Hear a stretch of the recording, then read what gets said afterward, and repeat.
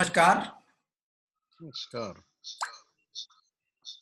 Today we shall discuss Scientific Heritage of India, Part 3.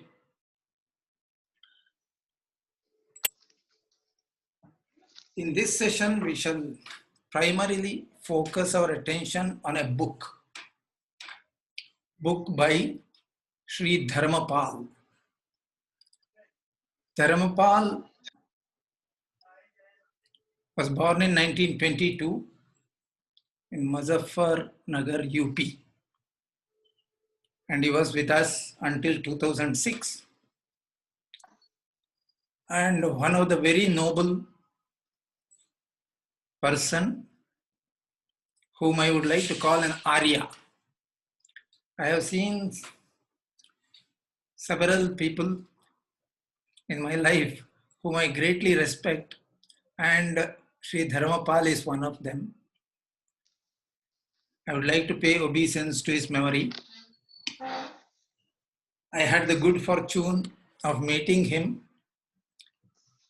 some 40 years ago when he visited the institution where I was studying, IIT Kanpur.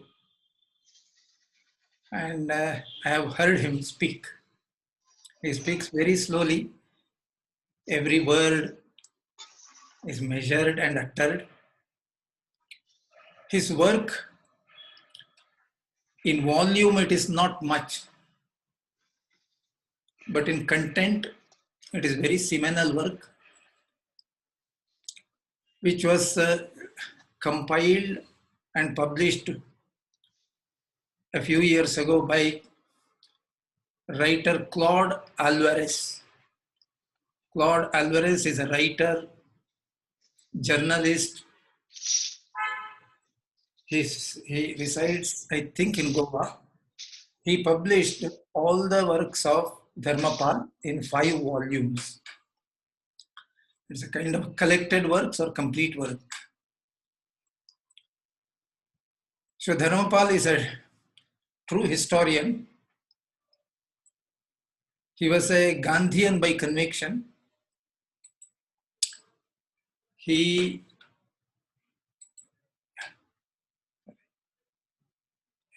was a Gandhian by conviction, and he lived true to his conviction.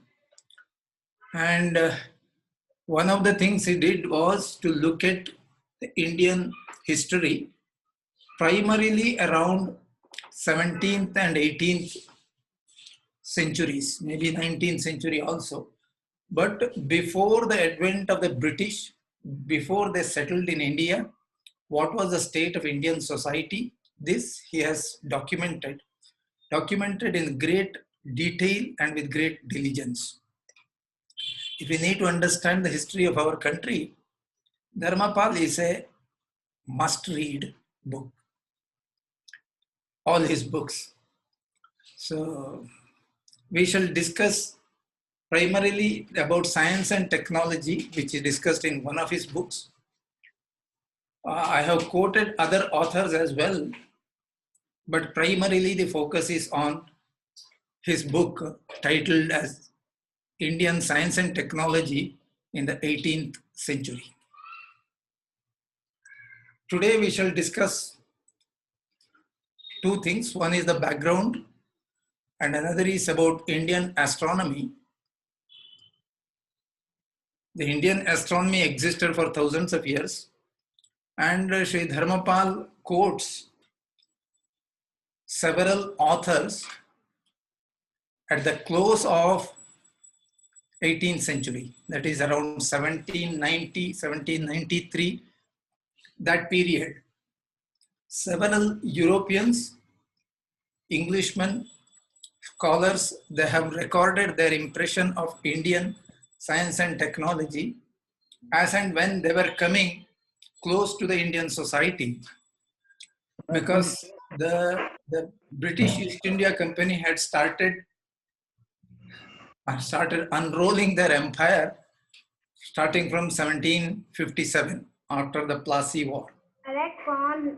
So in the next 50 years, the British East India Company influenced and occupied most of India. And during that time, there was a huge influx of British scholars, travelers, military men, historians to India. And many of them were very curious and very seriously interested in what India could offer. They were deeply impressed and they have recorded that. And Dharmapalji goes to the original writings of those scholars and gives us a glimpse of what the impression India created upon European mind at that time. Today we shall focus only on astronomy, and later on we can look at technology and other domains.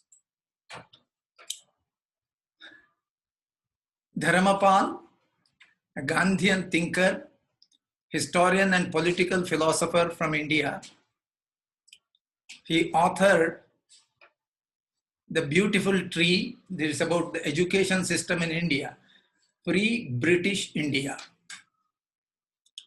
Indian Science and Technology in the 18th Century. That is the current book at hand. Civil Disobedience and Indian Tradition. The civil disobedience, we all know that Mahatma Gandhi was using it as a means of political struggle. But the civil disobedience per se is far more ancient than Mahatma Gandhi. It was current in the Indian tradition. It was a normal tool of resistance by the subjects, citizens, against the more powerful rulers. Dharmapalji has written about that. And some aspects of Indian society and polity. By polity, we mean the organization of the society to handle its own problems. Of course, in the current parlance, we talk about the legislature, the executive, and judiciary, and its various. These are three major branches of the state, and their various branches. This we call as polity.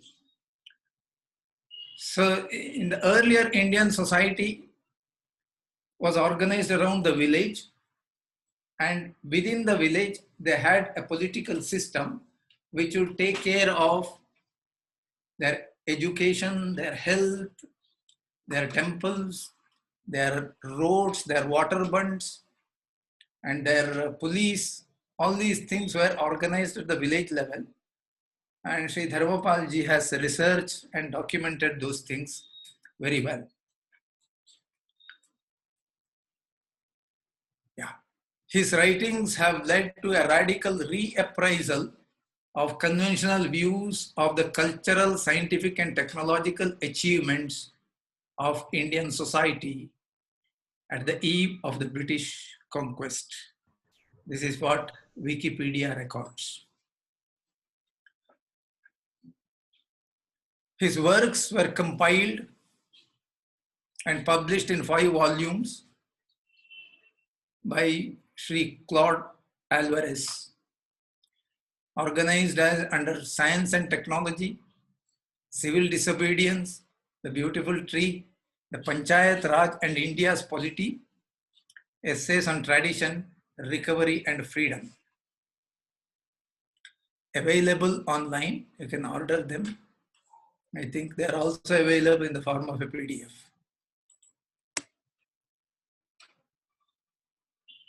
The present volume is part of an attempt to understand the functioning of the Indian state and society some 8 to 10 generations back. This is Dharmapal's words. Around the period of 1750, when India began to fall under European domination, firstly in the Tamil and Telugu areas, and afterwards in Bengal and elsewhere. This attempt consisted in a perusal during the 1966-70 of some of the vast Indian archival material in the English language lodged in the archives of Britain. That is, Dharmapalji himself went to Britain and collected these materials, brought to India several trunks of Xerox as well as hand copied material. Then he authored these books.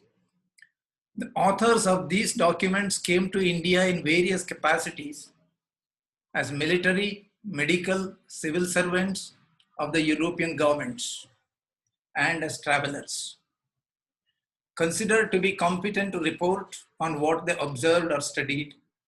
Most of these included here spent a substantial part of their active lives in different parts of India. It is authentic documentation. And a word about Dharmapalji's style is that he quotes the original as it is and makes a comment in the form of an introduction.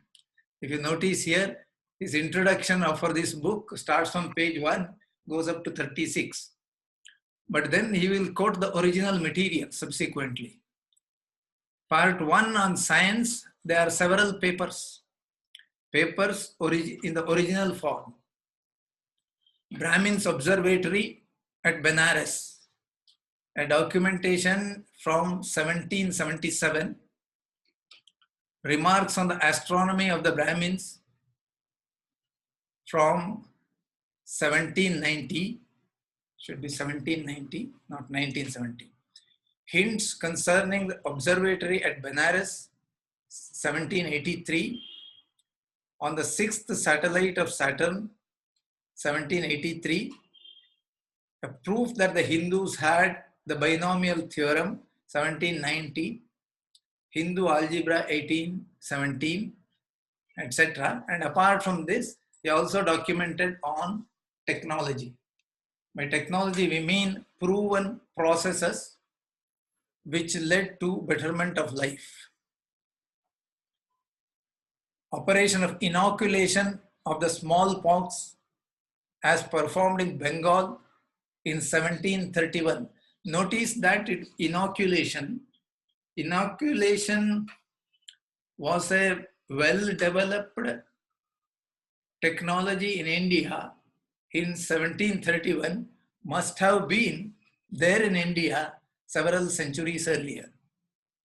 He describes in great detail how this inoculation was a process which was carried out with the help of the state across the society.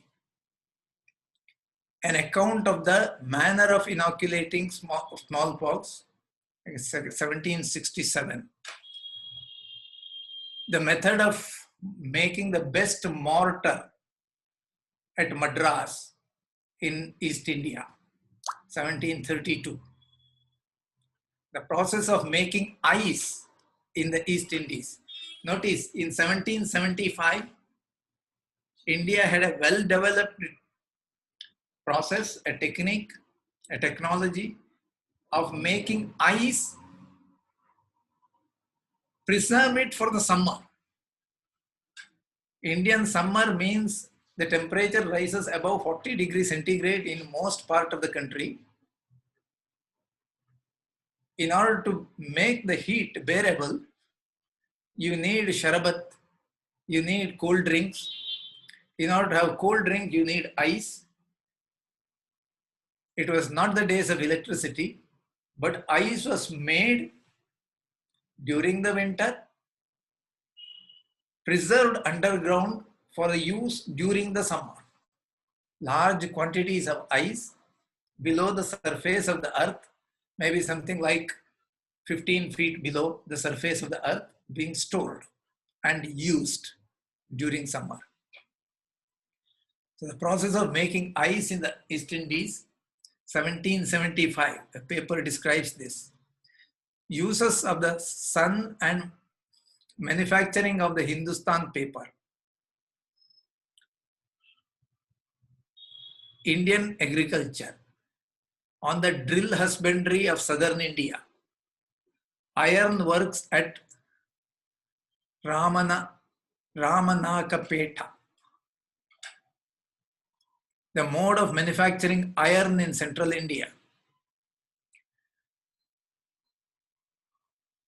The furnaces, iron furnaces, were small in size compared to today's furnaces, but similar in shape and similar in the principle of operation, were current in India centuries ago. Manufacture of bar iron in southern India, aspects of technology in western India, etc.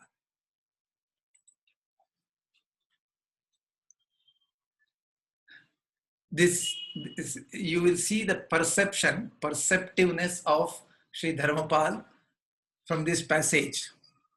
He writes about,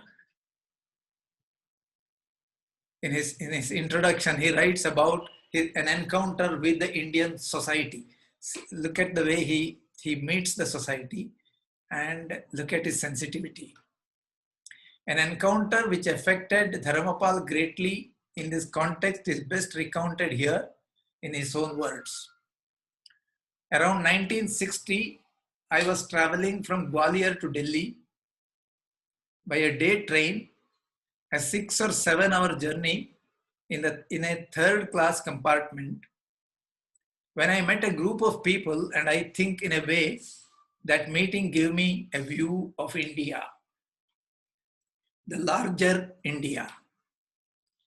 This group of people, about 12 of them, some 3 or 4 women and 7 or 8 men, on a pilgrimage 3 months long up to Rameshwaram, came from 2 different villages north of Lucknow. What India are we talking about? This India, the glorious India of the modern age built by Jawaharlal Nehru and other people, these modern temples, universities, places of scholarship, for whom we are building them. Those people on their pilgrimage were not interested in any of this. And they were representative of India, more representative of India than Pandit Jawaharlal Nehru ever was. Very damning observation. Or not only Pandit Nehru, or I and most of us could ever be. He's taking a peep into that world and he says that this is the original India, but we are trying to hoist another India upon the original Bharat. This is another testimony. This is coming from a journalist, a very well-known journalist who writes even today, Tawleen Singh. She has written several books. One of them is titled as Darbar. This book, Darbar, is about the political activities, centered around the political activities in Delhi, of which this journalist also was part of the whole process. And she writes in her book,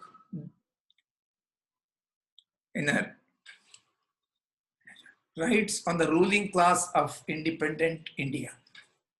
She says, I started to write it soon after Rajiv Gandhi died. I knew him well from the days when he was not a politician and found myself in a unique position to tell the story of how a prime minister with the largest mandate in Indian history ended up as such a disappointment.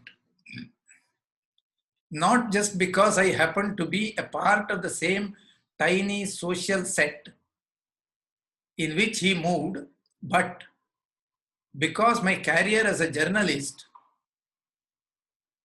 that so changed the way I saw India ran almost parallel with Rajiv's career as a politician. She says she was alienated. I believed then that he had failed India But when I started to write the book, I realized that he was not the only one who had let India down. An entire ruling class had, a ruling class to which I belonged. It is very important, I think, that the educated class reflect on these thoughts. One from Dharmapal and another from a modern journalist. Tavleen Singh continues, as the story unfolded, it became as if a mirror of my own life. I discovered how much the clear lens of journalism had changed my understanding of the country in which I had lived, the people I had grown up with. I saw how aloof they were from India, how foreign her culture and history were to them, and how they had failed to bring about a renewal and change. I saw how India has been betrayed by people like me. I believe that it is because India was let down by her ruling class that she failed to become the country she could have been. If we had been less foreign and more aware of India's great wealth of languages and literature, of her ancient texts on politics and governance, and her scriptures, we would have wanted to change many things. But we failed and instead brought up our children as we had been, as foreigners in their own country, fascinated by all things foreign and disdainful of all things Indian. This is the sad part. This is Claude Alvarez. I mentioned his name as the compiler of Dharmapalji's book. In his introduction, in his preface to this book, he writes, the picture that emerged from the total archival record was nothing short of stunning.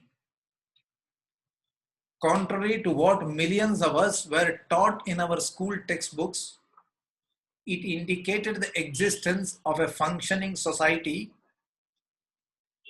extremely competent in the arts and sciences of its day. Its interactive grasp over its immediate natural environment was undisputed. In fact, it demanded praise. This was reflected in both agricultural and industrial production. We know today that till around 1750, together with Chinese, our areas were producing some 73% of the total world industrial production. And even till 1830, what both these economies produced still amount to 60% of world's industrial production. In technology, we produced steel that was superior to Sheffield steel. We also produced dyes, ships, and literally hundreds of commodities.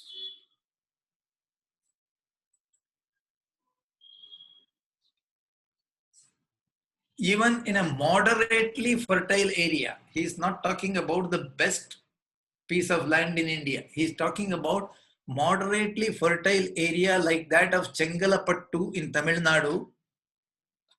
Our paddy production in a substantial area of its lands around 1760, 60 to 70 amounted to some 5 to 6 tons per hectare, which equals the production of paddy per hectare in present day Japan, the current world high. A vast educational setup based on a school in every village looked after the requirements of learning of large masses of young people. The most impressive feature of the setup was the elaborate fiscal arrangements. This is what I was talking about, the polity part, made for its upkeep in perpetuity if required. From the gross produce, amounts were allocated by tradition for the upkeep of the system. From the engineers who looked after the irrigation tanks and channels to the police and school teachers. Also, Explanatory. temples, roads, and other infrastructure. Mhm. The British came to India starting from 1600 onwards. East India Company came in the 17th century, but they started conquering after the Plassey War, that is 1757. And during this period, that is 1720 to 1820, Dharmapalji identifies it as 1 century, starting from around 1720. Practically all European scientific and technological accounts relating to the sciences and technologies of non-European countries, including the ones reproduced here, are an outcome of the 17th and 18th century European quest for useful knowledge in these fields. It is in these European writings of the period that one discovers the observed details about science and technology, as well as about the societies, institutions, customs, and laws of various parts of the non-European world. Before this period, the European ability to comprehend this new world was limited. Please note this: Europe emerged competent in the 18th century. Before this period, the European ability to comprehend this new world was limited. After about 1820, the knowledge and institutions of the non-European world also began to have much less usefulness to the problems of Europe.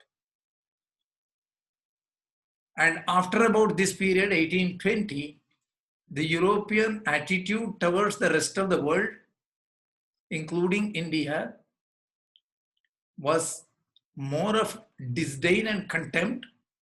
And in about a century's time, by the end of the 19th century, that is around 1900 AD, it was very contemptuous.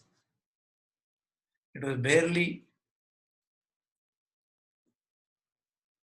tolerating, it was very contemptuous.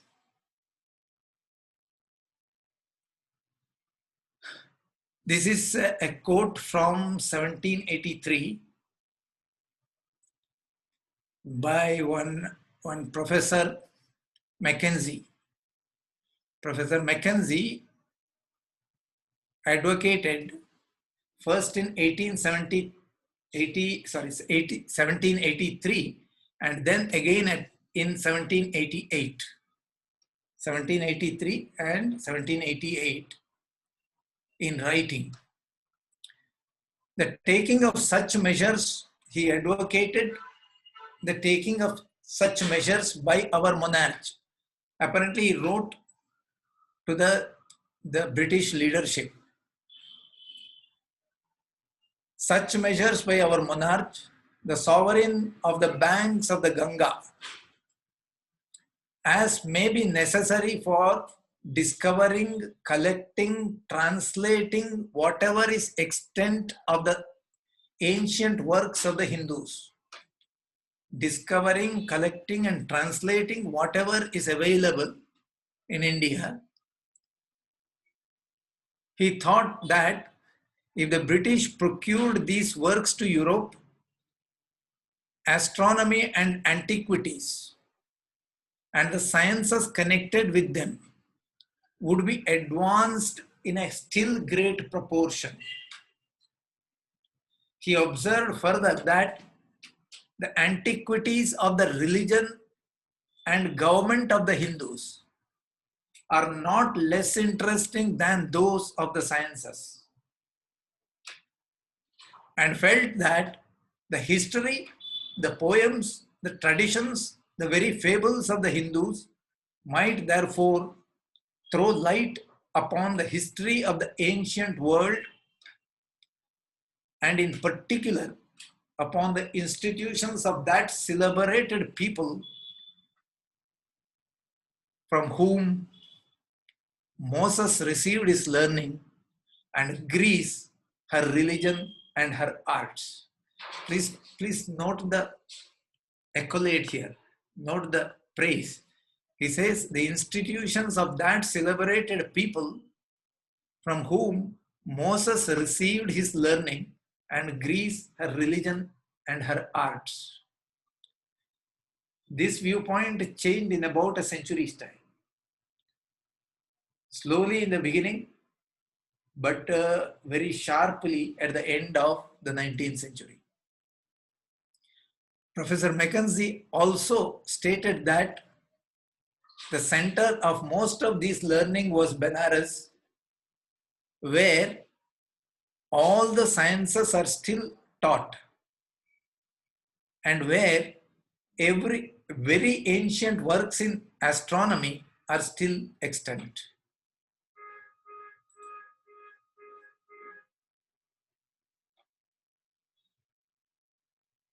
Dharmapalji writes, before this period, 1720 to 1820, says talking about earlier to 1720, the European ability to comprehend this new world was limited.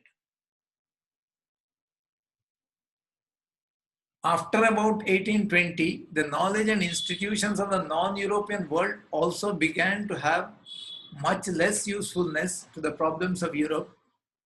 Further, by the 1820s, most parts of the non-European world are no longer themselves because of domination, foreign domination, exploitation, economic depravity, political subjugation. The society started losing worth. So they are no longer themselves. They were no longer themselves. Their institutions, sciences, and technologies are not what they were 50 or 100 years earlier, and have met the same fate as their political systems and sovereignty. By the 1820s or so, most of the non-European world had become, at least in European theory and most conventional history texts, if not actually in practice, backward and barbarian.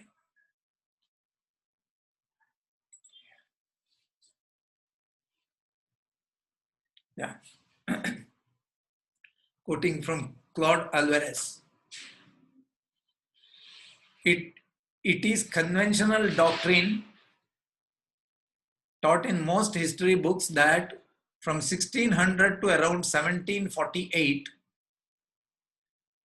the British East India Company established itself largely in the coastal towns and cities of India, declared these places as fort towns, and called them factories, storehouses for trade, with the requisite military establishments.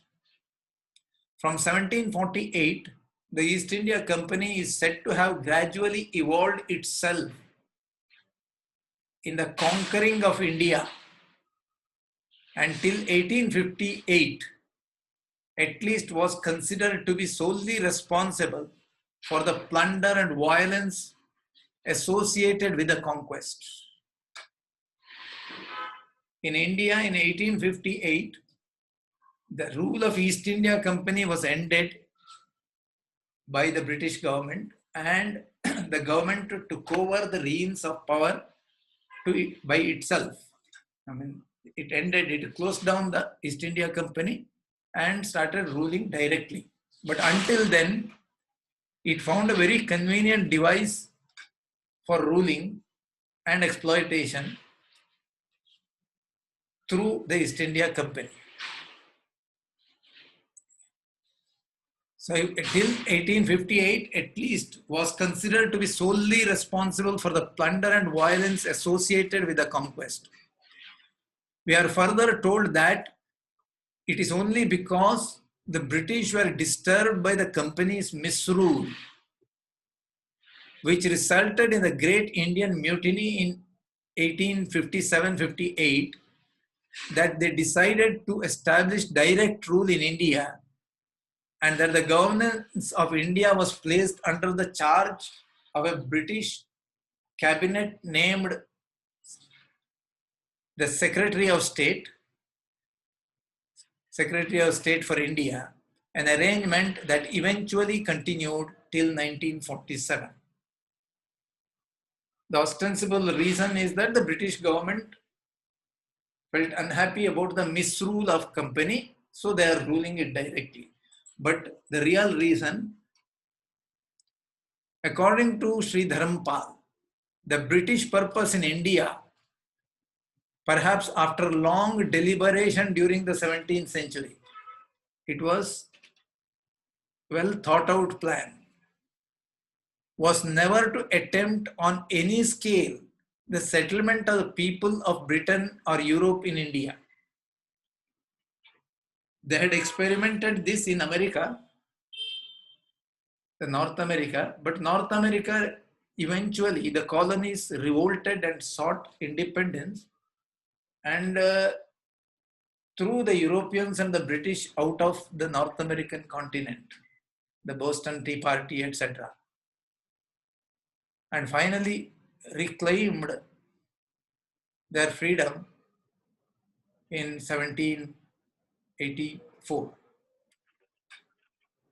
This experience of the British have cautioned them that you do not attempt resettling of the British people in India.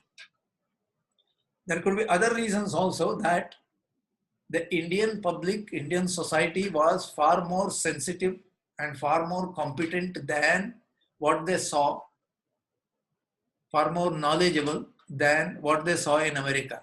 That also could have been a reason. So Dharmapalji says that after long deliberation during the 17th century, was never to attempt on any scale the settlement of the people of Britain or Europe in India. They always ruled through Indians. The 1857 revolt, first war of independence, was put down by the British using Indian soldiers only.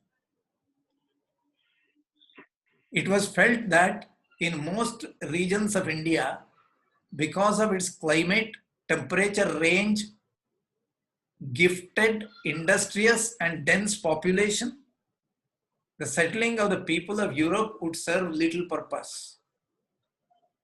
Therefore, the purpose was defined as bringing to Britain and Europe surplus products of the varied industry of the people of India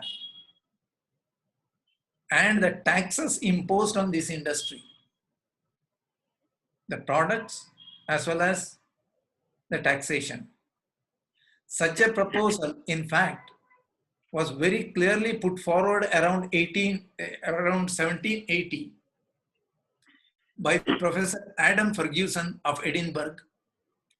Ferguson was a professor of moral philosophy.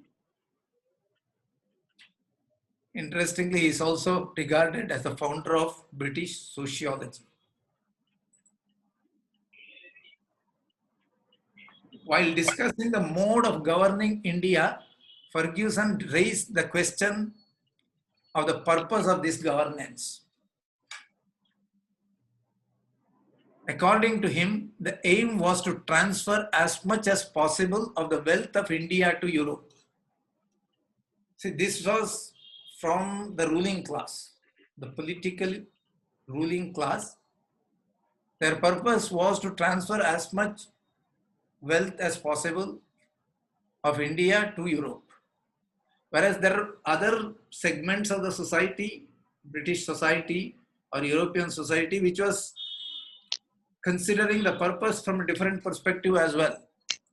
For example, Professor Monier Williams was a Bowdoin professor in Oxford, Bowdoin professor of Sanskrit in Oxford, who wrote the Sanskrit dictionary, Sanskrit English dictionary.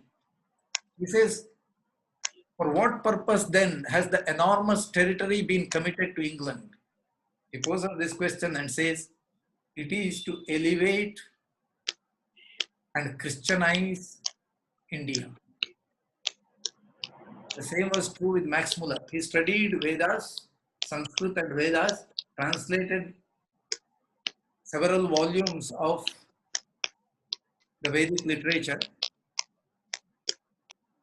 but with the purpose of conversion, evangelizing India, convert it into Christianity, give them Christian light. That was his purpose.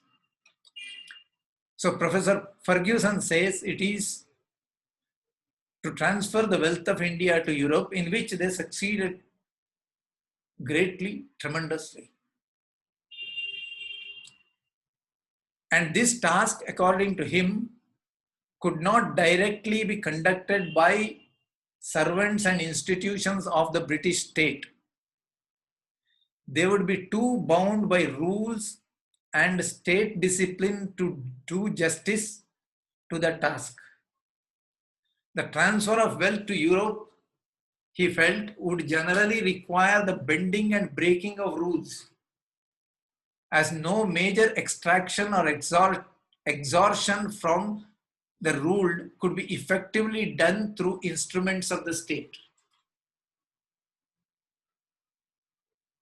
He therefore felt that the direct governance of India should be in the hands of the servants of a body like the East India Company, where the servants could, when needed, disobey orders, mind you, disobey orders and rules and do the needful, which the masters wanted. But the company should be controlled and supervised by a high power body constituted by the state. It is this logic and arguments that eventually led to the formation of the Board of Commissioners for the Affairs of India in 1784. They passed a law, passed a bill, constituting a Board of Commissioners which had two wings, one for political control, another was the fiscal control. One is called the Board of Control, another is called the Court of Directors.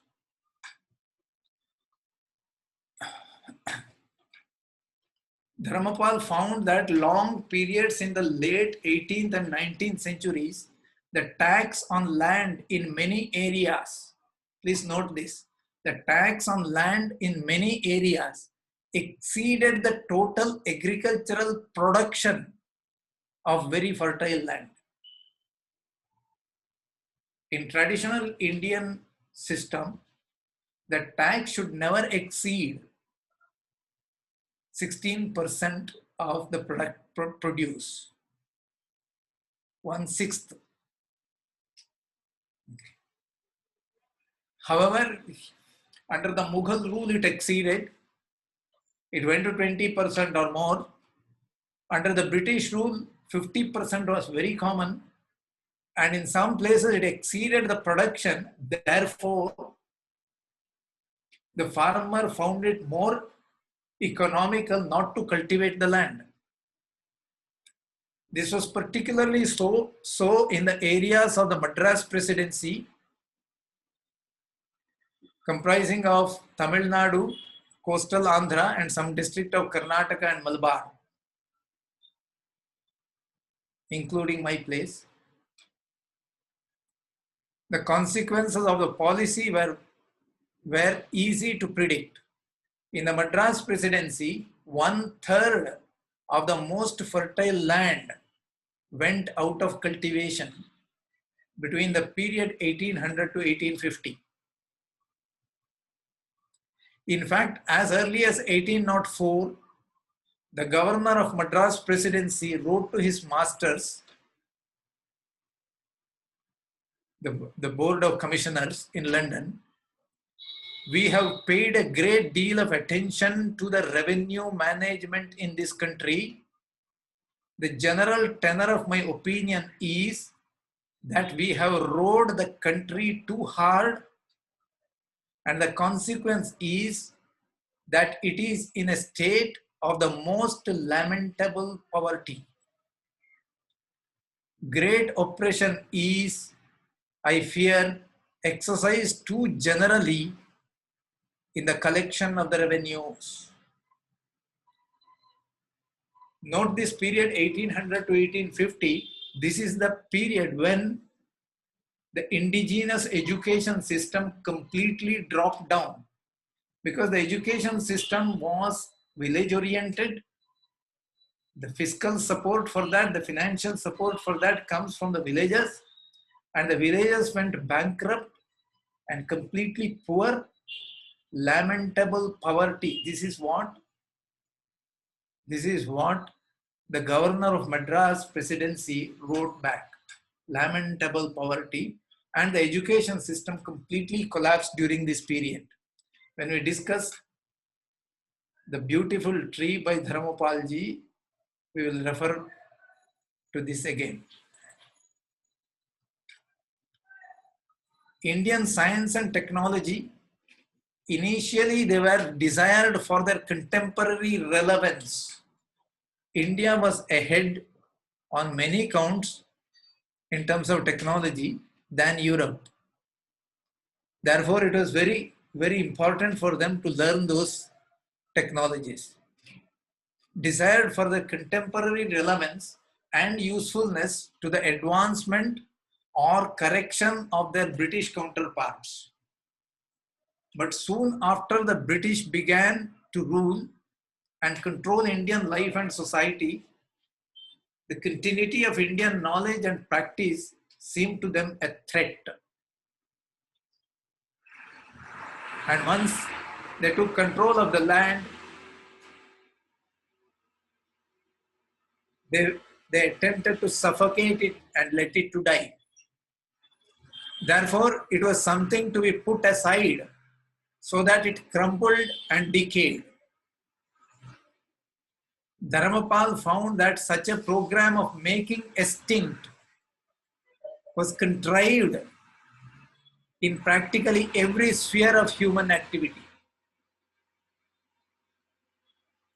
including the manufactures of cotton textiles, the production of Indian steel, and even the Indian practice of inoculation against smallpox as early as 1800.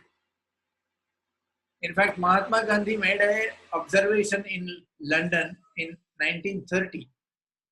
In 1930, he went to England for the Round Table Conference, and Mahatma Gandhi stayed in England for about 3 months, interacting with the British elite. And in one of his speeches, he observed that India had an excellent education system, and the British administrator tried to look at the roots of that system. So they scratched at the roots and lifted the tree from the soil and let it on the surface, and the beautiful tree perished. This is what making extinct.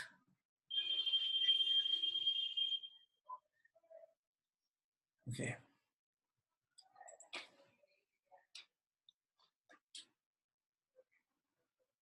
In view which we get from such archival material is splintered and not integrated, but the indicators in themselves are of great value. They also provide us glimpses of pre-British life and of aspects of India's society of which we had lost track from about 1850 AD, when society was broken up and suppressed, and an imposed alien system of education made us ignore and forget the innumerable accomplishments of our people. This is Claude Alvarez. And that is where the contribution of Sri Dharmapal is in bringing it to the fore and putting it before our eyes what the real India was.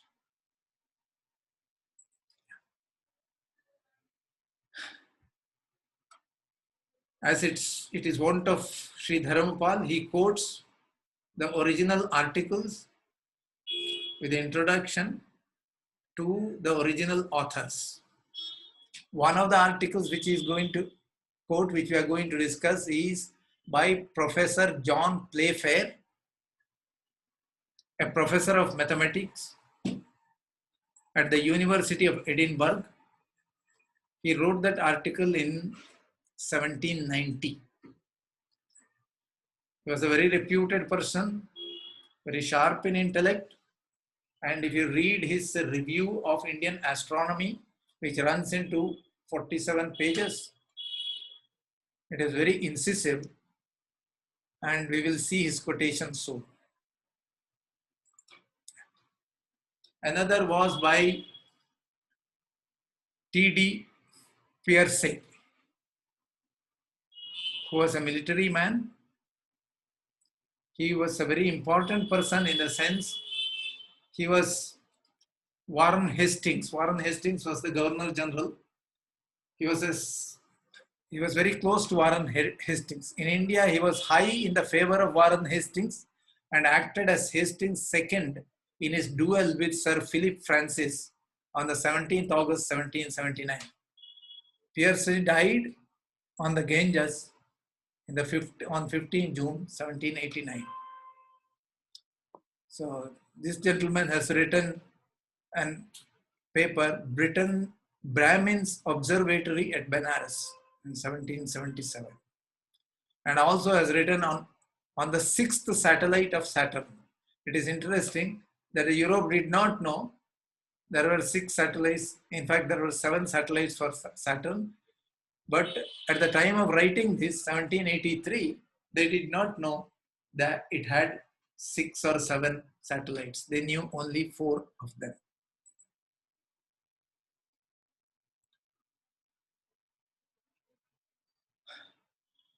The paper written in 1783 by Colonel T.D.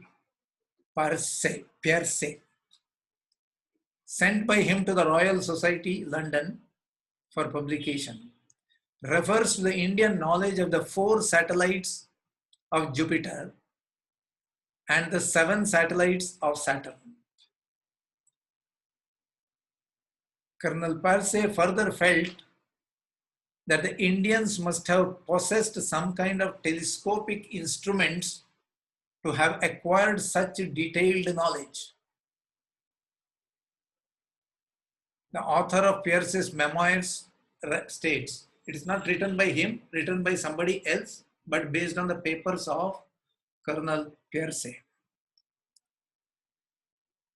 The author writes, we cannot pass this interesting communication without offering some reflection upon the subject it embraces. The circumstances of the 4 girls dancing around the figure of Jupiter. It was in the form of a picture where Jupiter had some 4 girls dancing around him.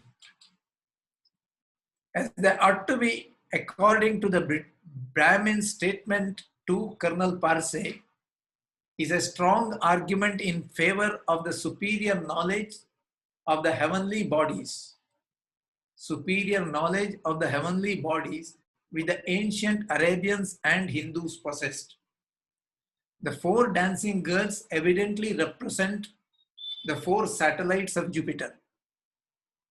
These circumjovial satellites were not known in Europe before the year 1609. Whereas the text is referring to was ancient at least 1,000 years. That's what Colonel Parse says. Soon after the invention of the telescope in 1609, one of Galileo's most important discoveries was the four largest moons of Jupiter. What you see in the picture is the planet Jupiter with 4 satellites, the positions of which he carefully measured on successive nights. They were named different names. The Saturn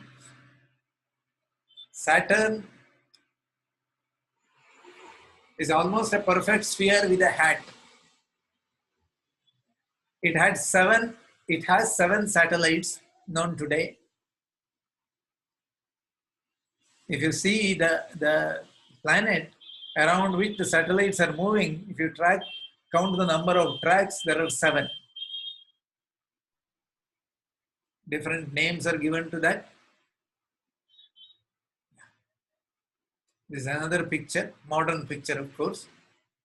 The 6 moons of Saturn are visible here. The 7th one is not. The author of Parse's memoirs states, but it is truly interesting and curious that the figure of Saturn should be represented with 7 arms. See, the picture depicted in a book represents Saturn with 7 arms. 6 arms emanate from his body. The 7th one also emanates from the body, but it appears as though it is dissociated from the body. That kind of a picture. I don't have the picture at hand, but the description. Represented with 7 arms, at the time of Colonel Parse wrote his letter to Royal Society, that is 1783, the 6th satellite of Saturn had not been discovered in Europe. It was first discovered by Herschel on the 28th August 1789, that is 6 years later, and the 7th satellite with the 7th arm of the figure, without dispute, notice that the 7th arm of the figure must be intended to represent, was not discovered by Herschel until he had completed his grand telescope of 40 feet focal length, when it was first observed by him on the 17th September 1789. One is August 28th, 89, and there is September 1789. All the satellites of Saturn are so small and the planet is so remote from the Earth that the best telescopes are necessary for observing them. Undoubtedly, the ancient astronomers must have possessed the best instruments, probably differing from modern ones, but fully as powerful, without which, how could they know this? That's what the colonel's poser was. Colonel Parse wrote to the Secretary of Royal Society, London in 1783, describing this, says, the instant I saw the figure, it struck me as emblematical of Saturn and his satellites and the ring. Hitherto, only 5 satellites have been seen by Europeans. He is here represented as having 6, not really 6, 7. And their names, I presume, are expressed by the figures held in the hands. The arms show that these bodies are movable, like you can swing your arm. These bodies are movable. That's the inference of Colonel Parse. But cannot separate from the planet, that they are tied as satellites. and are capable of various motions within certain distances. The seventh arm holds the crown, which is divided into four parts, and this I suppose to mean the four concentric parts of the ring. See, the ring has four concentric parts, he says. What is clear is two, but he says four. If you see in between, you can make out to be four, and he says his cap of this picture, which divided into four parts, and this I suppose to mean the four concentric parts of the ring. The darkness under the arm, that is the seventh arm, which holds the ring, denotes that the ring does not everywhere touch the body, and that there is a passage between it and the body of the planet, between the ring and the body of the planet. I conceive that the long beard and the emaciated body denote age and represent the following of his motions.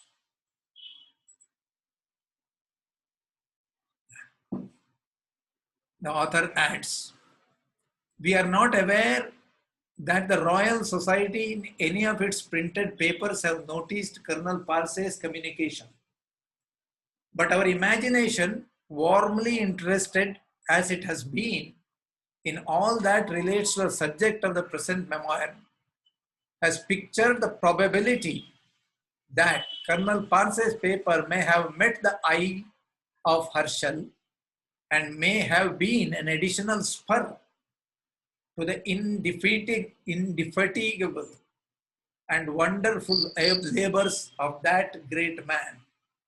Finally, Herschel went after this seventh satellite, and the author says that the colonel's letter would have prompted him to go after that.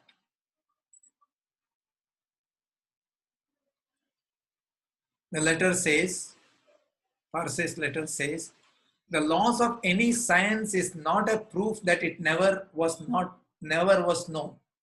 You cannot say it did not exist just because it doesn't exist now. See, this was one of the things which Professor Playfair also says, that the current intelligentsia in India is neither knowledgeable nor has the interest to learn. That is the observation in 1790. So Colonel Parsay writes a little earlier, says the laws of any science is not a proof that it never was known.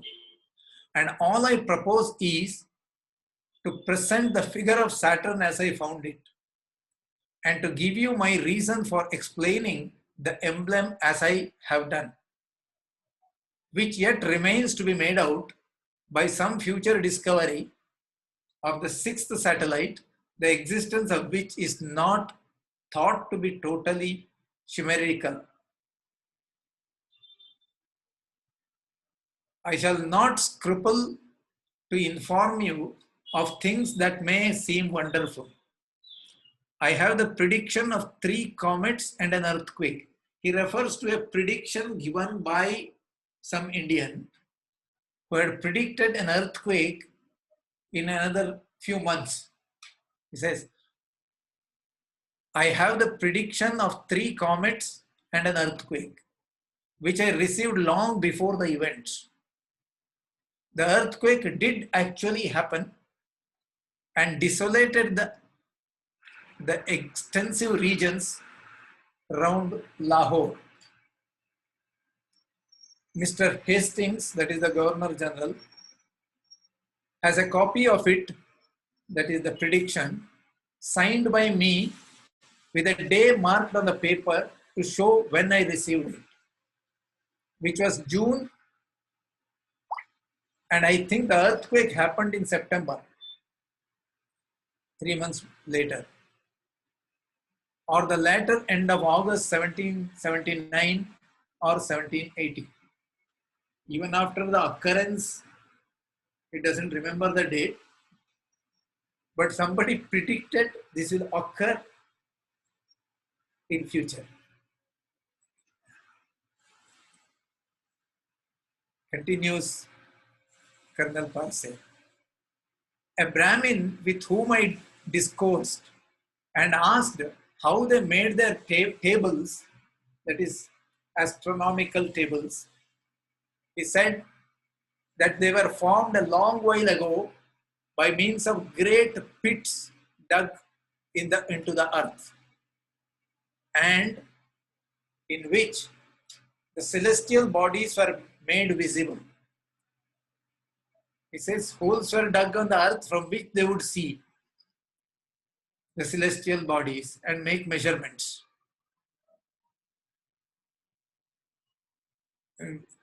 But, but what means they used to see them, he did not know. He said he could only use these tables, not form them. The Brahmin has promised to me a copy of the tables of 108 comets. 108 comets.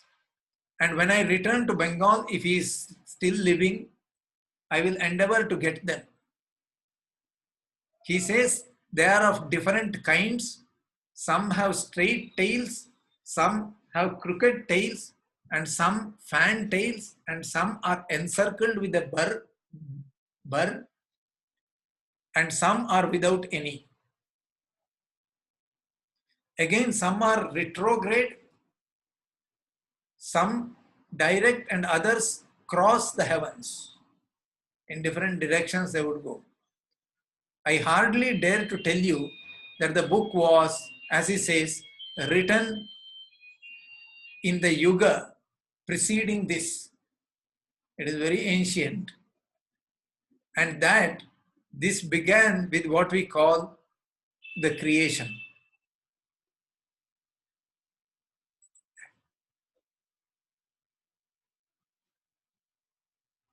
Yeah. This is about the starting of Kali Yugam, 3102 years. It was perhaps it was universally acknowledged during those times, that is the 18th century. Then the Kali Yugam started in 3102 BC.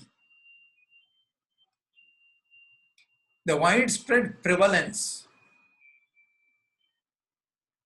no less amongst the learned and scholarly, of European ethnocentric bias is dramatically demonstrated by the post-1780 writings on Indian astronomy and the observatory at Banaras. It comes through even in the very learned review which Professor John Playfair, professor of mathematics in the University of Edinburgh, an academician of distinction, did of the then accumulated European knowledge on Indian astronomy. This review article, running into 45 pages, was about the knowledge accumulated in Europe about Indian astronomy. After a detailed examination, he arrives at the conclusion that the Indian astronomical observations pertaining to the period 3102 years before Christ appear to be correct by every conceivable test. Such correctness of observation was possible either through complex astronomical calculations by the Indians or by direct observation in the year 3102 BC. These complicated calculations would require differential and integral calculus, gravitational theory. None of these things apparently were available for the Indians, and therefore Professor Playfair attributes it to direct observation. And he compares it with the other calculations based on Ptolemaic Arabian, Persian observations of the astronomical events of state, compared to that period, whatever they said, and the Indian observations, Indians were far more accurate.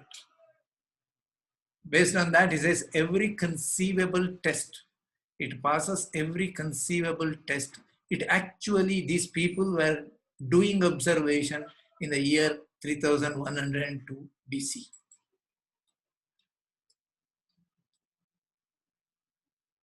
Gives example, Professor Playfair. The moon's mean place for the beginning of the Kali Yuga, that is for midnight between 17th and 18th February 3102 BC at Benares, calculated from Mayer's table, that is a European reference, on the supposition that her motion has always been at the same rate as the beginning of the present century, assuming that if you use the tables, that's what it assumes, it must be 10 seconds, 0 degree, 51 minutes, and 16 seconds. But after applying the corrective to give the real mean place of the moon at the astronomical epoch of the Kali Yuga, which is therefore 10 seconds, 6 degree, 37 minutes. This is the modern calculation, 10 seconds, 6 degree, 37 minutes.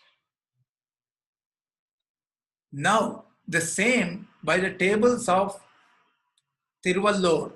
Tiruvallur is in Tamil Nadu. It is 10 seconds, 6 degrees, 0 minutes. Notice the error is 36 minutes. Compared to the modern calculation and the Indian assessment that was available, we don't know from how long. The difference is less than 2/3 of a degree, which for so remote a period,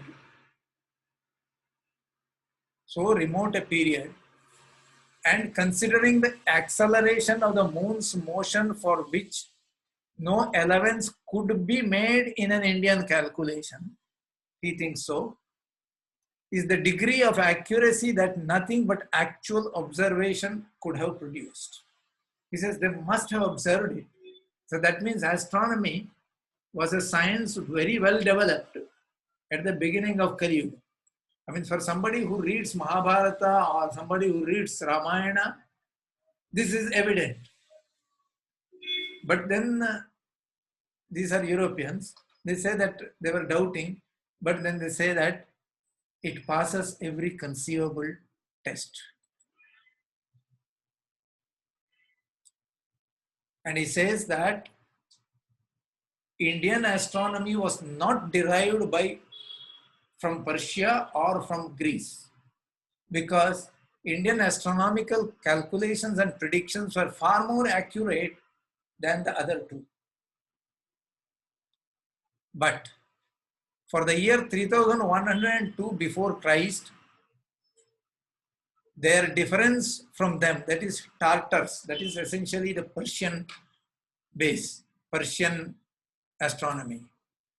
In the place of the sun is 1 degree 30 minutes, and in that of the moon 6 degrees, which though much less than the former differences, are sufficient to show that the tables of India are not borrowed from those of Tartary.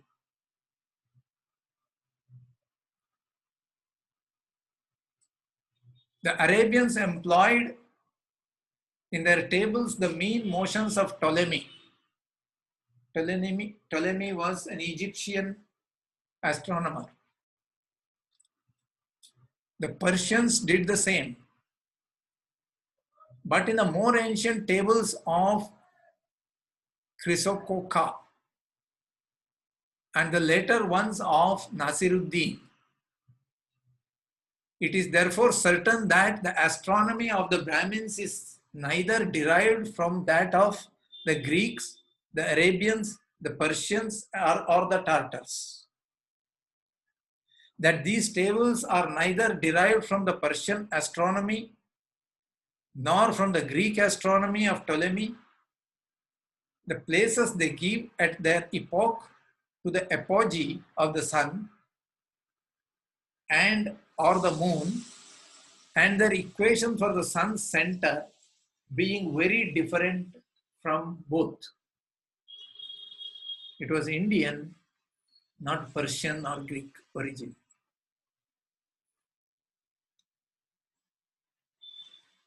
He says, from this remarkable coincidence, we may conclude with the highest probability that at least one set of the observations on which these tables are founded is not less ancient than the Kali Yuga. He says it's older than that. Because at the time of the Kali Yuga, it had already matured. And he allocates 1,000 years for that maturity.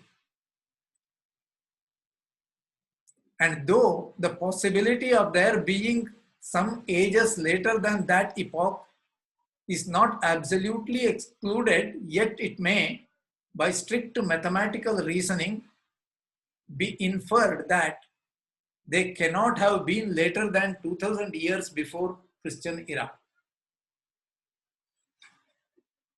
That observations made in India when all Europe was barbarous. This is the words of Professor Playfair. When all Europe was barbarous and uninhabited, and investigations into the most subtle effects of gravitation made in Europe near 5,000 years afterwards, should thus come in mutual support of one another, is perhaps the most striking example of the progress and vicissitude of science which the history of mankind has yet exhibited. See the superlative comment.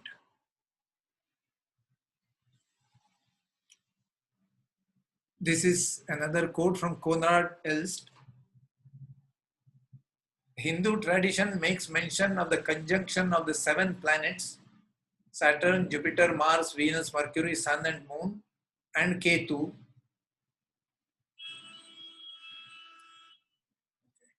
near the fixed star Revati on the 18th February 3102 BC. See, this is an astronomical event.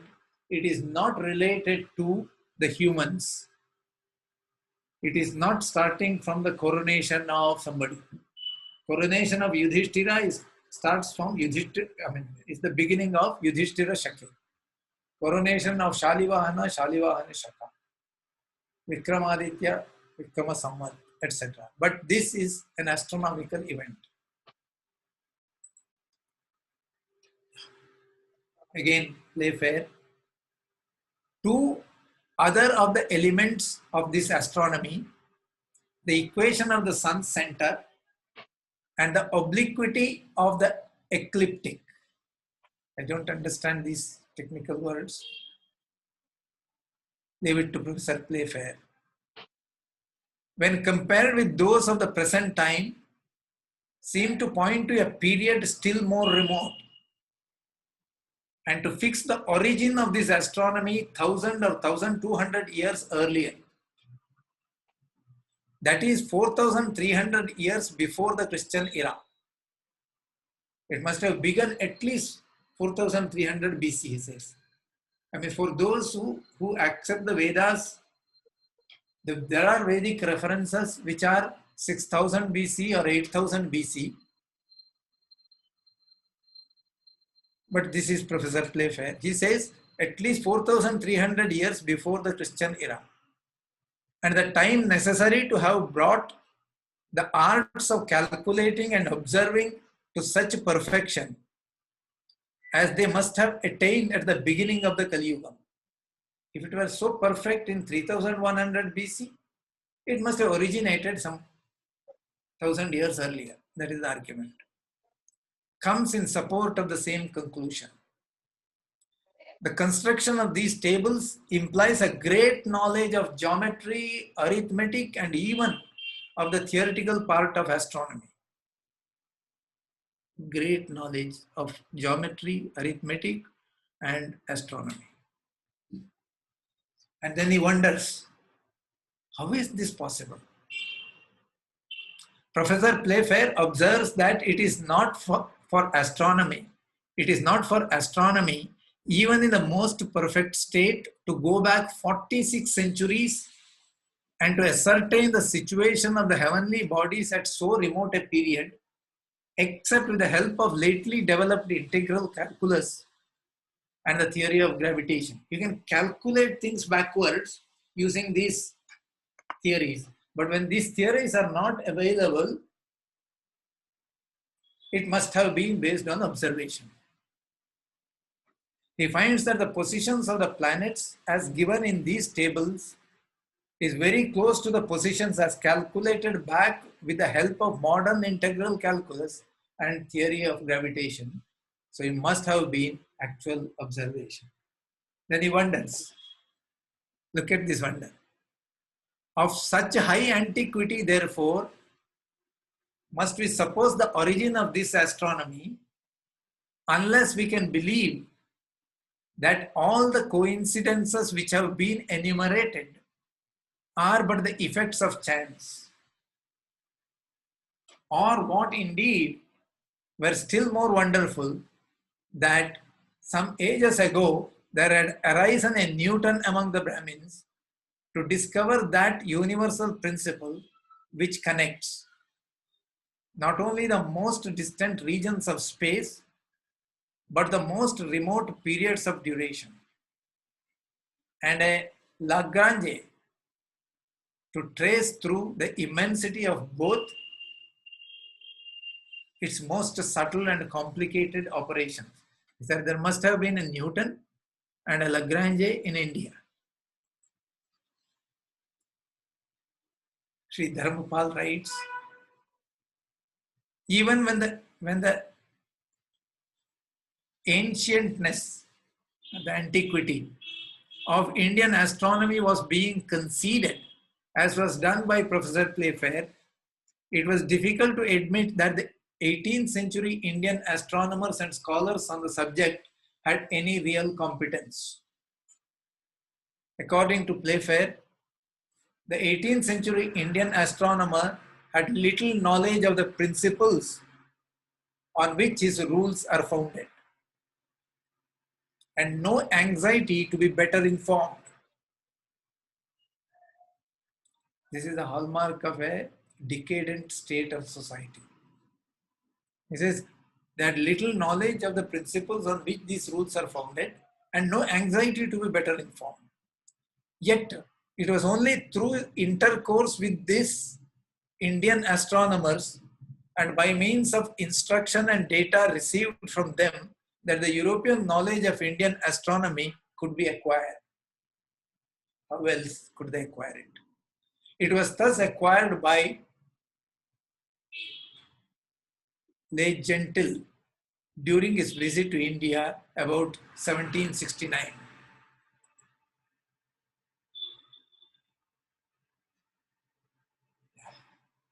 But even the conceding of this mere antiquity was of very short duration.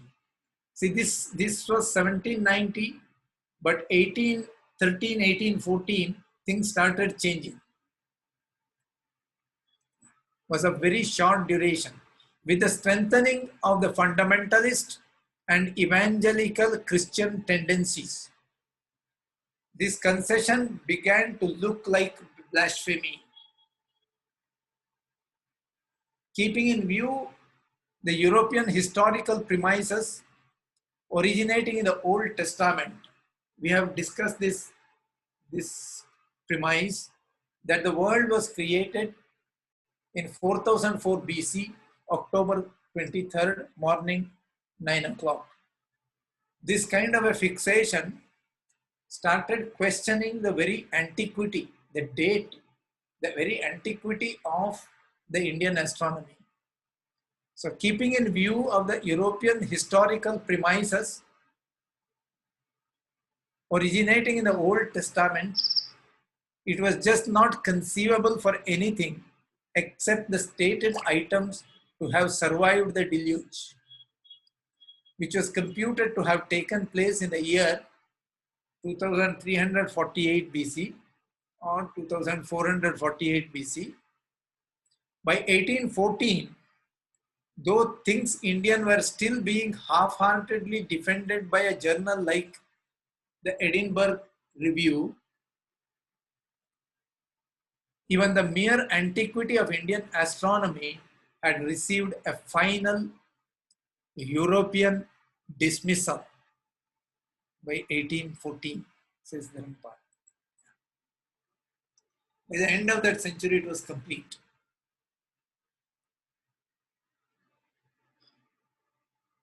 While reviewing Cavier's The Theory of the Earth, in which the author had ridiculed and dismissed the ancient date of the Indian tables, the Edinburgh Review took cognizance of the changed attitudes and relationships between Europe and non-European world and observed, but though the tide of opinion seems for some time past to have set strongly against the high antiquity of the sciences of the East, it does not appear that the main arguments of the historian of astronomy have ever been refuted. There was no refutation. It tried to resolve the contradiction between the Mosaic and Christian belief. Mosaic means Jewish and Christian belief, and the earlier date of the Indian tables by advancing the proposition that the early date of that astronomy and the usual date of the deluge may be perfectly reconciled on the supposition that the former is a fragment of antediluvian science, which had escaped the general destruction. A fragment of antediluvian science which had escaped the general destruction during the deluge. It survived from an earlier period. The tradition has, in fact, continued well into the present time. Only as time passed, however, it has become more and more Eurocentric. The late 19th century dictum that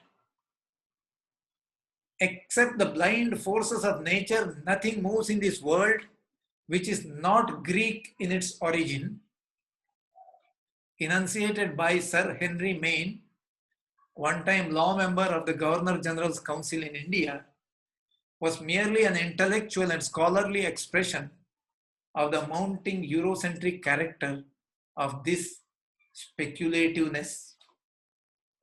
In an earlier session, I had quoted Guthrie saying that Shushruta had recorded all these things about surgery, several instruments and several operations and other things, but some feel that it is of Greek origin, though difficult to prove. It is the same stream. Okay, so this is about astronomy. I have concluded what was said in general in this book on astronomy. I will close it here and seek your comments. Namaste all. Thank you.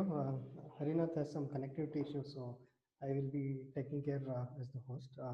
If there are any questions, please use raise hand. This is Nikhil here. Please raise hand if anyone has any questions or comments. Yes, sir. Anand sir, please go ahead. You're not audible. Yeah. Hello. Yeah. Namaste, Bhat sir. Namaste, sir. My question is about these, like you mentioned, the observations that were done. I forget. I think Conway professor mentions that the ancient Indians or one of the Brahmins mentions that they had dug holes in the earth and done some observations. So, Yeah. do you understand what it is, and also is there any mention of these in any of the text, Indian texts that you are aware of? Like I'm Arya, not aware yeah, of that. Anand, yeah, I'm not aware of that. yeah. Apparently, some instruments are placed in a particular angle in deep Mhm. holes. Neither I understand nor the gentleman who said that understood what it was. Okay. So we have no knowledge of that. Right, right, right. What we have is And only also, that observed results which survived mhm, long periods of history right. were detected. We don't know how it was Mhm. done. Correct, correct, right, right. And I guess related to that, I think I forget which one, but some of the books do mention about instruments. I forget either Bhaskar or, but we don't have any instruments surviving, right, from that time, as far as I know. Again, to even Yeah, know what was being used. Correct. yeah.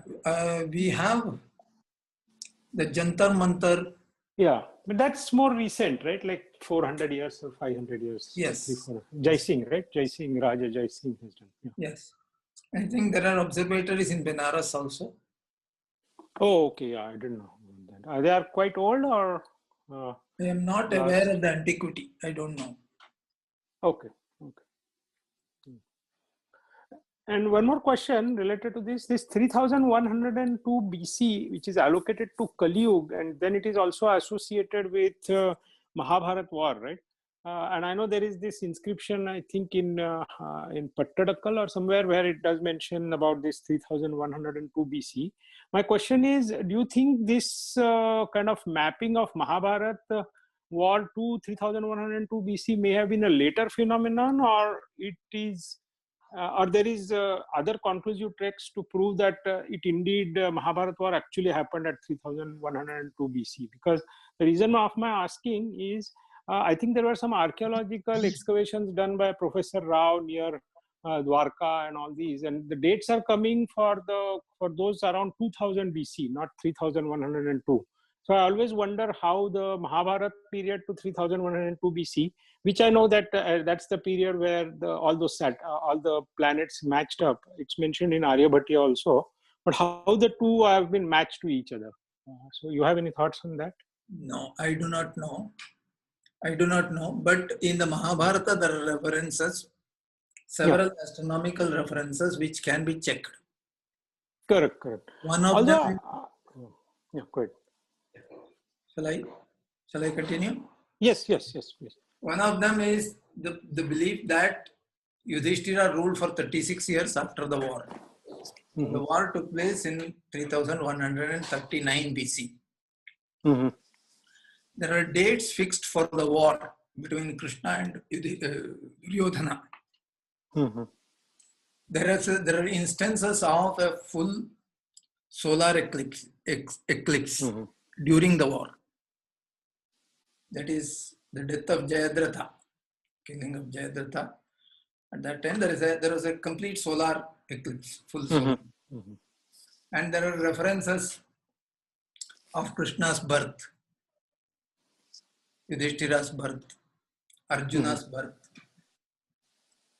So this Krishna Janmashtami and other things have been traditionally celebrated events, right? Mm-hmm. Then there are things like Gita Jayanti we have been celebrating. Yesterday was Gita Jayanti. Mm-hmm. So these kind of things you have to use to go back to the time period, and I do not know whether all of them will tally as such. There are another reference somebody suggested about a fortnight, what we normally call as a fortnight, which was shorter than normal. Normally it is 14 days, right? Fortnight. It was 13 days. So these are special mentions which are done in the extracted from the epic. We have to tally them to the period. Mm-hmm. archaeological dates, yeah, we date it from whatever is available. So it cannot be 100% confirmation. So it is science. It cannot be taken as 100% confirmation unless it is corroborated by astronomical, what do you say, parallels. Right. Yeah. Yeah. Okay. That's all that I can say. Okay, any other questions or comments? Anyone has anything to ask?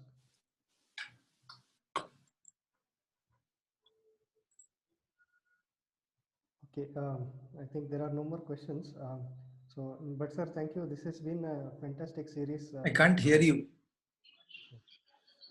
Okay, am I audible now? Yeah. But sir, yeah, thank you very much. This has been an extremely enlightening series. I just had a few comments that it is, I would say it is really mind blowing, and I really want to thank you for collecting all this information for us. Thank you very much. It has been superb for us. Welcome. Welcome. I would say that you refer to all the 5 volumes of Sri Dharmpal. Dharmpal, yes. It's a gold mine. Sure, sir. Thank you. Yeah. Thank you very much. Okay, I think there are no more questions, so I think we can end with the Shanti Mantra. Yeah. Yeah. Okay then. Okay. Thank you so much. Thank you. Okay. Om Sarve Bhavantu Sukhinah. Sarve Santu Niramaya. Sarve Bhadrani Pashyantu. Ma Kaschit Dukha Bhag Bhavet. Om Shanti. Dhanyavad everyone. Thank you.